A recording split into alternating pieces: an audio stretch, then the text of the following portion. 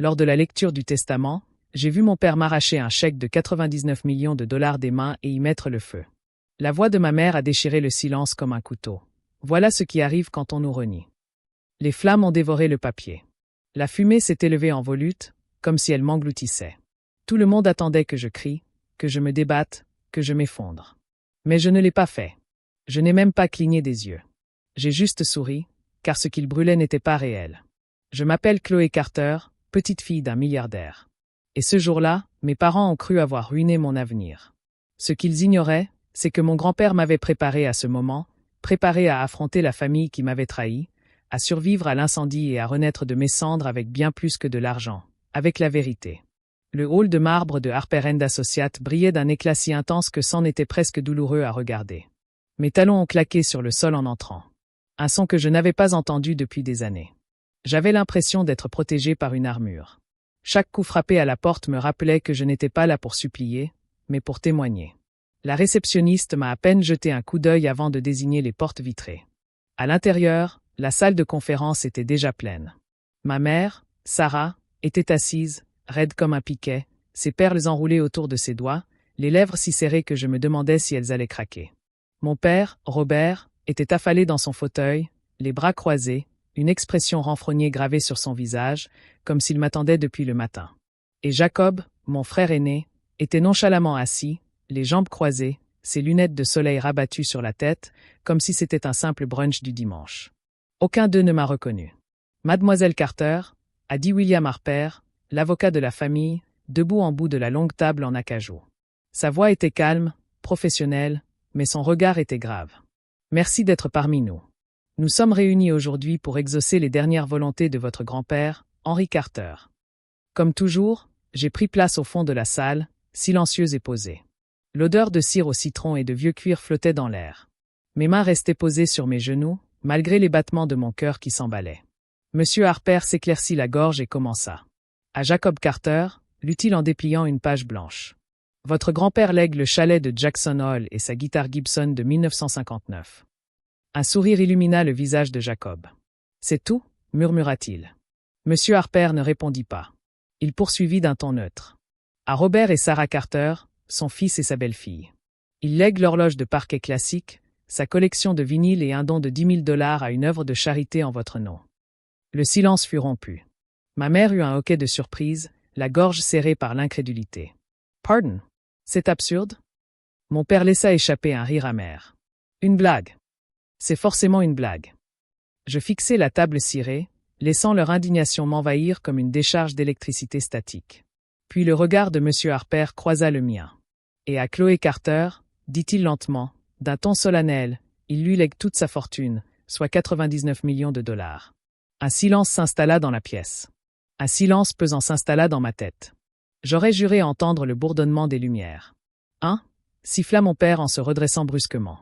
Tu m'as bien entendu, dit M. Harper d'un ton ferme. L'affaire a fait grand bruit il y a 3 mois. La décision était délibérée. Le visage de ma mère est crispé, ses veines saillantes aux tempes. Elle ne nous a pas adressé la parole depuis des années. Elle a abandonné sa famille. Elle ne peut pas revenir ici comme une martyre et amasser une fortune. Je relevai le menton.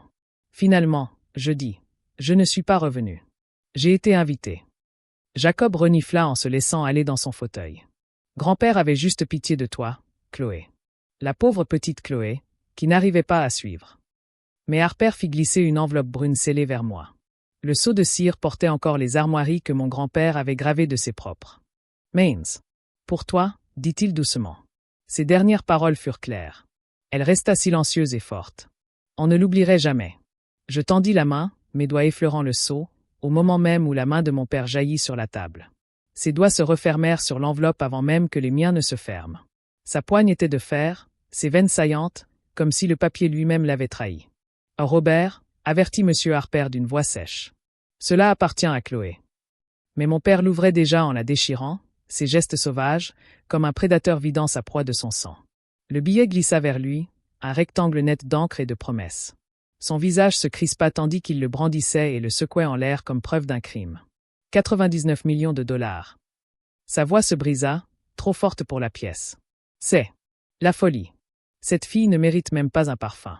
Je restai immobile, mes ongles enfonçant un croissant de lune dans mes paumes. Ma mère se jeta sur moi, arrachant la lettre pliée qui se trouvait à l'intérieur. Elle la déplia de ses mains tremblantes, ses yeux parcourant les mots, ses lèvres se retroussant. À celle qui était restée silencieuse et forte, elle cracha les mots comme du poison. Puis elle déchira la lettre en deux. Silencieuse, forte. Elle était ingrate. Toujours ingrate. « Rends-moi ça », dis-je à voix basse. Mais ma mère se contenta de rire, d'un rire amer et tranchant. Oh, écoutez-la, calme, impassible, comme si elle nous surplombait. Elle déchira la lettre encore, puis encore, jusqu'à ce qu'il ne reste plus que des confettis éparpillés sur la table. Jacob se laissa aller dans son fauteuil, les bras croisés, observant le chaos comme s'il s'agissait d'un spectacle de théâtre. J'ai toujours adoré jouer les victimes, Chloé. Je suppose que ça a fini par payer. Je tournai mon regard vers lui, fixe, sans ciller. Je suppose que tu vas devoir vivre avec des morceaux de guitare pendant que je m'en vais avec l'avenir. Sans surar asafaka. Ça suffit, rugit mon père en jetant le billet sur la table. Sa main glissa dans la poche intérieure de sa veste et il en sortit un briquet argenté. Le clic résonna comme un coup de feu. Papa, siffla J.E. and me levant. Tu ne peux pas te racheter pour revenir dans cette famille, cria-t-il en faisant tourner la molette. La flamme siffla, avide. Tu nous as quittés, Chloé. Tu nous as quittés bien avant la mort de ton grand-père. Robert, n'ose même pas, commença M. Harper en se levant, mais c'était trop tard. Mon père pressa la flamme contre le bord du chèque. Le papier se plia instantanément, des veines noires parcourant sa surface tandis que le feu consumait l'encre et les promesses. Les lèvres de ma mère se courbèrent en un sourire cruel tandis que des cendres tombaient dans le cendrier en cristal. Voilà, dit-elle en croisant les bras. Voilà ce qui arrive quand on trahit sa famille. Je ne bougeais pas. Je n'ai rien dit. J'ai juste regardé la fumée s'élever, tourbillonnant comme de l'encens à un enterrement. Et puis j'ai souri, car ce qu'il brûlait n'était pas ce qu'il croyait. La flamme a touché le bord du chèque avec un sifflement si aigu qu'il a déchiré le silence. Mes yeux se sont rivés sur le papier qui se recroquevillait dans la main de mon père, les coins se repliant vers l'intérieur comme des pétales qui se consument. La fumée montait en spirale délicate, presque belle si ce n'était pas pour 99 millions de dollars. « Arrêtez !» a crié M. Harper en tendant la main par-dessus la table. Mais mon père a retiré son bras d'un coup sec, comme un fou, les jointures blanchies par la chaleur, brandissant le papier en flammes. « Cet argent ne lui appartient pas, a-t-il rugi. Elle a quitté cette famille et maintenant elle croit pouvoir y revenir et tout prendre. Pas tant que je suis en vie, Robert. » Ma mère a pleuré, mais pas pour protester. Elle a souri, la voix rauque de satisfaction. Brûlez tout. Qu'elle voit ce qui arrive quand on crache sur sa famille. La cendre tombait en pluie dans le plateau en verre. Des flocons noirs s'écrasaient comme de la neige morte. L'odeur était corrosive, amère et suffocante. Je restais figé. Tous mes nerfs hurlaient de me jeter en avant pour sauver le chèque et prouver que j'avais ma place. Mais je ne bougeais pas, car je savais que ce n'était pas la peine. Mes mains restaient crispées le long de mon corps. Mon pouls battait la chamade, mais mon visage demeurait calme, presque serein. « Tu crois que le feu efface la vérité ?» murmurai-je. Mon père jeta les restes calcinés dans le plateau, la poitrine haletante. « C'est fini. » Sa voix était douce, rauque, chargée d'une colère contenue. Ma mère se laissa aller en arrière et croisa les bras. « Tu ne gagneras jamais contre nous, Chloé. L'argent ne peut pas réécrire le passé. Tu nous as abandonnés quand ton père était malade. Tu nous as abandonnés quand nous avions le plus besoin de toi. » Jacob laissa échapper un rire sombre. « Elle ne se défend même pas. Regarde-la, plantez là comme une statue. Grand-père t'a appris ça aussi, Chloé? Pour jouer la sécurité jusqu'à recevoir ton salaire ?» Finalement, je levai les yeux vers lui. « Non, dis-je doucement. Il m'avait appris que le silence pouvait blesser plus profondément que les cris. » Le silence retomba dans la pièce. Un silence vibrant, lourd de mots que personne n'ose prononcer. Au fond de moi, ma poitrine brûlait plus fort que la flamme qui venait de consumer le chèque. Colère, trahison. Mais sous tout cela, autre chose.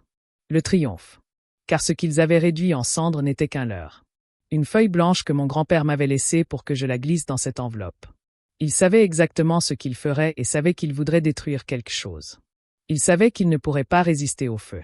Et maintenant, il pensait avoir gagné. Je les ai laissés le croire. Je les ai laissés sourire et se moquer. Les ai laissés prendre mon silence pour de la défaite. Mais derrière mon sourire calme, je portais déjà le véritable héritage. Et bientôt, ils apprendraient que le feu qu'ils avaient allumé n'était que le début. La fumée flottait encore dans l'air lorsque M. Harper s'éclaircit la gorge. Son regard se posa sur moi, fixe mais scrutateur, comme s'il savait déjà ce que mes parents ignoraient. J'acquiesçai d'un léger signe de tête. Il ne dit rien, mais son silence était comme un bouclier. Mes parents croyaient en avoir fini, avoir réduit mon héritage en cendres, mais je sentis le poids d'une autre enveloppe dans la poche de mon manteau. Celle que mon grand-père m'avait glissée entre les mains 2 mois avant sa mort. Sa poigne était fragile, sa voix douce, mais ses yeux brûlaient encore de l'ardeur d'un homme qui avait bâti un empire à partir de rien. Ils essaieront de détruire ce qu'ils ne peuvent contrôler, avait-il murmuré en se penchant vers moi. Alors je vais leur donner de quoi brûler. Qu'ils savourent leur victoire. Ce qui compte sera déjà en sécurité. J'ai ri nerveusement, pensant que ce n'était que de la paranoïa. Mais en voyant les dernières braises se consumer en cendres froides, j'ai enfin compris. La lettre qu'il m'avait remise était scellée à la cire, les armoiries de sa famille gravées profondément en son cœur.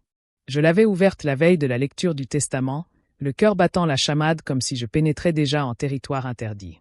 Chloé, commençait la lettre de son écriture cursive familière.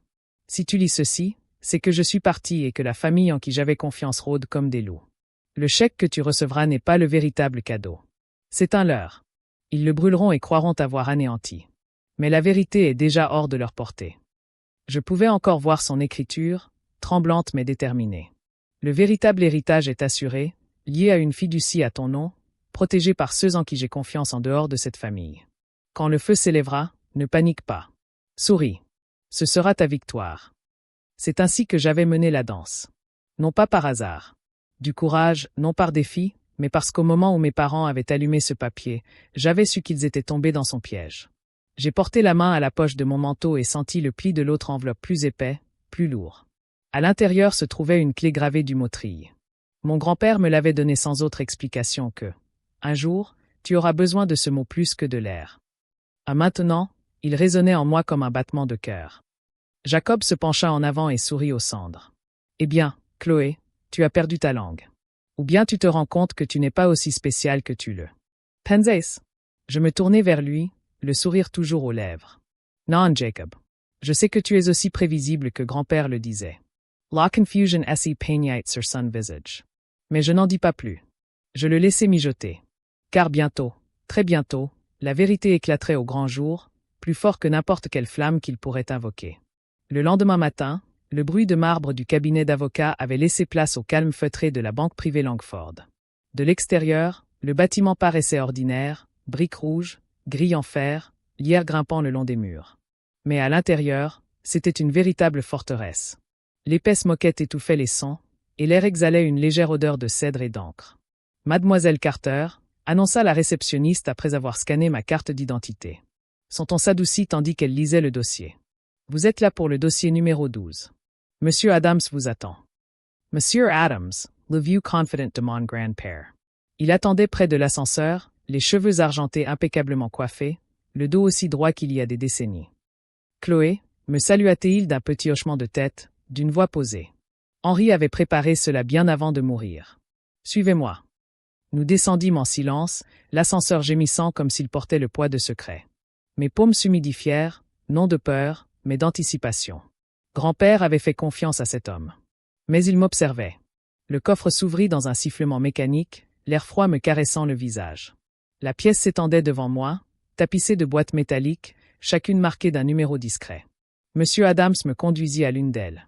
« Boîte numéro 12, » dit-il en déposant une petite clé en laiton dans ma main. Le mot « Trille » était gravé en filigrane sur le côté. J'avalai ma salive avec difficulté. Il m'avait donné ce mot il y a des mois. Monsieur Adams se contenta d'un signe de tête. Il a alors pensé que vous seriez prête. La serrure tourna doucement. La boîte glissa dehors avec un lourd soupir métallique. À l'intérieur se trouvait une enveloppe ignifugée scellée à la cire rouge, un petit sac en velours noir et un épais classeur relié par un ruban cramoisi. Mes mains tremblaient lorsque j'ai saisi l'enveloppe. La cire portait le même blason gravé, l'étalon Carter, fier et sauvage. J'ai brisé le sceau avec précaution et déplié une feuille de papier fraîche. Chloé Lissaton. Si vous vous trouvez dans ce coffre, c'est qu'ils ont brûlé le faux cadeau, comme je le savais. Le chèque dans l'enveloppe est bien celui de 199 millions de dollars, signé et sécurisé. Mais l'argent n'est pas l'héritage. Cherchez plus loin. J'ai sorti le chèque. Son poids m'a surprise, plus épais que d'habitude. L'encre était vive, la signature de mon grand-père, en boucle, indubitable. J'ai inspiré profondément, mais j'ai forcé mes mains à rester immobiles. Puis j'ai ouvert la pochette en velours. Une clé USB s'est glissée dans ma paume, lisse et froide. Je n'ai pas attendu. Monsieur Adams m'a conduite dans un petit box privé où un ordinateur portable m'attendait. Mes doigts tremblaient lorsque j'ai branché l'appareil. L'écran a clignoté. Et puis il était là. Grand-père était assis dans son ancien bureau. Des étagères de livres reliées en cuir derrière lui. La lampe poussiéreuse sous laquelle je me cachais enfant luisait faiblement. « Si tu regardes ça, Chloé, dit-il d'une voix douce mais ferme, alors je suis parti. Et si j'ai raison, ils t'ont déjà montré de quoi ils sont capables. Mais toi, c'est toi en qui j'ai confiance. Cet héritage n'est pas une question de richesse. C'est une question de pouvoir, de contrôle et de survie. Et maintenant, il est entre tes mains. » Je portais la main à ma bouche, la poitrine soulevée par un mélange de chagrin et de soulagement. Pour la première fois depuis l'incendie, la vérité s'imposa en moi. Mon grand-père ne m'avait pas seulement laissé de l'argent. Il m'avait laissé une arme. 2 nuits après le vol du coffre, je trouvai Jacob qui m'attendait devant mon immeuble. Sa BMW noire était garée au ralenti, ses phares fendant la brume du crépuscule. Il était appuyé contre le capot, les bras croisés, le dos détendu, mais sa mâchoire se crispa en me voyant. « Chloé » m'appelait-il d'une voix douce mais tendue. « Il faut qu'on parle. » J'ai failli passer. Devant lui, mais quelque chose dans son ton, mi-ordonnant, mi-suppliant, m'a arrêté. « Parler » ai-je répété. « De quoi ? Des cendres que tu enlèves encore des chaussures de papa ?» Il a tressailli un instant, puis a souri. « Tu as toujours eu la langue bien pendue. Grand-père devait adorer ça. Mais soyons honnêtes, tout ça ne peut pas être à toi. 99 millions. Tu vas te noyer dedans. Partage-le avec nous. » Avec moi. J'ai ri doucement, amèrement. Alors, ce n'est pas une question de famille. C'est une question de survie pour toi. Le regard de Jacob s'est durci. Ne fais pas comme si tu n'avais pas besoin de nous. L'argent ne te protège pas. Papa est furieux. Mais a man parle de contester le testament. Tu ne peux pas les affronter seul. Je me suis approché, assez près pour voir le léger tremblement de sa main lorsqu'il passait ses doigts dans ses cheveux. Tu crois vraiment que je suis seul? Ai-je murmuré. Sans surar asafaka. Qu'est-ce que ça veut dire? Ça veut dire que grand-père a percé votre secret, vous tous. Il m'a préparé. Il m'a donné plus que de l'argent. Il m'a donné des preuves. Son visage pâlit, sa fierté s'évaporant comme l'eau d'un tamis. Des preuves de quoi? Que tu me trahirais à la première occasion, dis-je calmement. Et te voilà, juste à temps. Le masque de Jacob se fissura alors, laissant transparaître le désespoir. Chloé, écoute. Ils m'ont poussé à bout. Papa a dit que si je ne le soutenais pas, tout serait révélé. Tu le connais. Je le coupais d'un regard furieux. Tu as choisi ton camp. Ne fais pas semblant d'être impuissant. Tu as souri pendant qu'il brûlait le papier. Pour une fois, Jacob resta sans voix. Son regard se porta droit devant lui, sa bouche s'ouvrit puis se referma. Finalement, il murmura, « Je ne pensais pas qu'il te dirait vraiment tout. » « Et c'est pour ça qu'il ne te l'a pas dit, » répondis-je en riant. Le silence entre nous devint lourd et fragile. Les voitures filaient à toute allure. Un chien aboyait au bout de la rue. Mais je n'entendais que l'écho de la voix de grand-père dans ma mémoire. Le silence est une arme redoutable. Je me suis détourné et j'ai monté les escaliers jusqu'à la porte. « Chloé » m'a crié Jacob, la voix brisée. « Si tu continues à les provoquer, ils te détruiront. Ils l'ont déjà fait. Tu sais qu'ils recommenceront. » Je me suis arrêté, la main sur la poignée, puis je les regardai. Mon sourire était ténu, tranchant comme du verre. « Qu'ils essaient, » ai-je dit. Puis j'ai refermé la porte derrière moi, le laissant dans le brouillard, seul avec sa bravade déclinante. Le palais de justice sentait le bois ciré et la vieille poussière. Un endroit où la vérité jaillissait comme une flamme ou se noyait dans le silence. J'ai franchi le détecteur de métaux, mes talons frappant le sol en marbre d'un rythme suffisamment régulier pour masquer la tempête qui grondait en moi. À mes côtés marchait Sylvia Horton, l'avocate choisie par mon grand-père, d'une assurance tranquille, ses cheveux argentés rejetés en arrière comme un drapeau blanc. Dans la salle d'audience, mes parents étaient assis côte à côte à une table. Mon père portait un blazer bleu marine aux manches froissées, comme s'il n'avait pas dormi. Les perles de ma mère brillaient d'un éclat provocateur sur son cou, ses lèvres esquissant un sourire forcé. Jacob était assis derrière eux, le regard nerveux, tapotant du pied sur le banc. Il ne me regardait pas, mais je sentais leur haine comme une chaleur irradiant dans l'allée. Le juge Kinley entra, son marteau frappant une fois. « Nous sommes réunis aujourd'hui concernant la succession d'Henry Carter. Des testaments contestés ont été déposés. Poursuivons. » L'avocat de mes parents, jeune et arrogant, se leva le premier. « Votre honneur, le testament légitime le plus récent lègue apparemment tous les biens importants à mes clients. Toute autre affirmation est fausse et sans fondement. Je sentis la bouche de Sylvia se crisper comme celle d'une prédatrice prête à frapper. Elle se leva lentement, chaque mouvement délibéré. Monsieur le juge, nous vous soumettons, à titre de preuve, un testament révisé, rédigé sur avis juridique, notarié et signé par Henry Carter lui-même, 5 mois après le document qu'ils ont présenté. Des murmures d'indignation parcoururent la salle d'audience. Mon père frappa du poing sur la table. Mensonges, Rigitael. Silence, tonna le juge Kinley. Mais Sylvia n'en avait pas fini. Elle tapota une tablette et l'écran de la salle d'audience s'alluma. Le visage de mon grand-père semblait plus vieux, plus amaigri, comme s'il reposait sur un lit d'hospice, mais sa voix était claire et assurée. Si vous regardez ceci, dit-il en fixant la caméra, c'est qu'ils font ce que je craignais. Ils m'ont forcé à signer un testament que je ne voulais pas. Je l'ai corrigé. Ma véritable héritière est ma petite-fille, Chloé Carter. Sans contrainte, sans discussion. C'était mon choix. Le silence qui suivit fut absolu, seulement rompu par le souffle étouffé de ma mère. Jacob enfouit son visage dans ses mains. La voix de Sylvia perça la tension. De plus, votre honneur, nous avons de la correspondance entre les accusés et Henry Carter, qui fait pression sur lui pour qu'il s'en tienne au manuscrit. Nous présentons également le témoignage de M. Adams de la banque Langford, qui a constitué le fonds de fiducie sur les instructions privées de M. Carter. Le juge se renversa en arrière et lança un regard noir à mes parents. J'ai vu l'avidité. J'ai vu la cruauté. Rarement ai-je vu les deux s'afficher avec autant d'audace. Mademoiselle Carter est confirmée comme unique héritière. La succession sera transférée en conséquence. Mon père se leva. Ce n'est pas fini, cria-t-il. Asseyez-vous, Robert, siffla le juge. Je fais également geler vos avoirs en attendant une enquête pour coercition et maltraitance envers une personne âgée. Le marteau frappa à nouveau, de façon définitive et tonitruante. Le procès est terminé. Je restais là, le dos droit, tandis que mes parents me transperçaient du regard. Mais pour une fois, je ne me sentais pas petite sous leur regard. Pour une fois, j'étais intouchable. Les marches du tribunal s'étendaient devant moi comme le chemin d'une nouvelle vie. Des journalistes étaient rassemblés près de l'entrée, leurs micros crépitant au soleil, leurs voix s'élevant en un chœur frénétique. « Chloé, avez-vous une déclaration ? Chloé, que dites-vous des accusations portées contre vos parents ?» Je fis une pause, le poids du marteau résonnant encore dans mes oreilles, l'encre du verdict encore fraîche. Mon reflet dans les portes vitrées était le même qu'à mon entrée. Mais maintenant, je portais autre chose. Le pouvoir. La paix. Je me dirigeais vers les micros. Ma voix était calme, même assurée. Ils avaient déjà tout dit en brûlant le seul amour qui m'ait jamais connu. Je n'ai rien de plus à ajouter. Le journaliste cria d'autres questions, mais je m'éloignai, mes talons claquant sur le pavé. Derrière moi, mes parents sortirent du tribunal en titubant. Mon père aboyait dans son téléphone, déjà désespéré, déjà vaincu. Les perles de ma mère pendaient de travers, son visage blême sous le choc. Jacob les suivit du regard, silencieux, les yeux rivés au sol. Pour une fois, aucun d'eux ne semblait victorieux. Ils paraissaient insignifiants.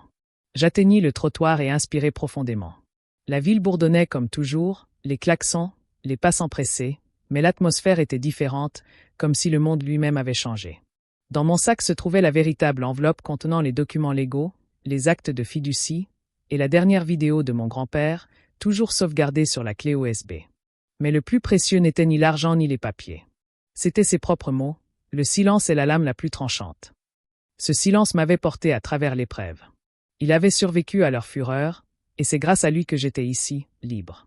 Ce soir-là, j'étais assise dans mon appartement, les lumières de la ville scintillant contre la fenêtre.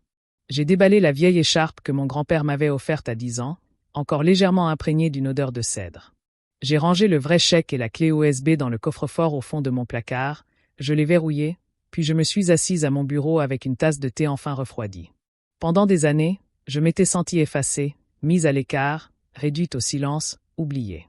Ce soir, le silence était mien. Il n'était plus vide. Il était mérité. Je n'étais plus seulement la fille qu'ils avaient tenté d'anéantir. J'étais la femme qui avait renaît de ses cendres, celle-là même qu'ils avaient allumée. Et tandis que la nuit s'avançait, je me suis autorisé un dernier sourire. Ils croyaient m'avoir détruite, mais ils n'avaient fait que donner raison à mon grand-père. Le feu ne m'avait pas achevé. Il m'avait révélé.